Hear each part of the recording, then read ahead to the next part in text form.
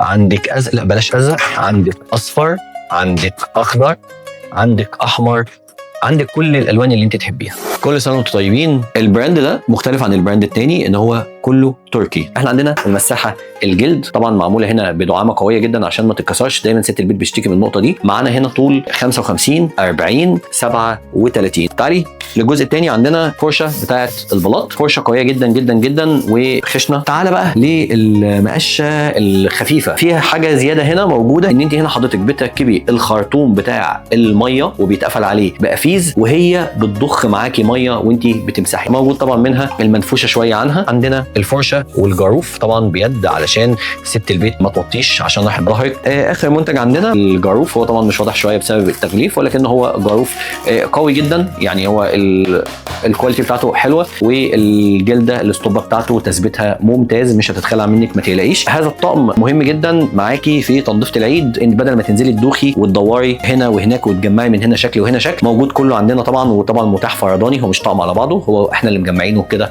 على بعضه. كل سنه وانتم طيبين. كل ده موجود متاح عندنا في الرملاوي في المنصوره، ومتاح شحن اونلاين ومتاح جمله. شكرا. الرملاوي، أصل المنزلي في مصر.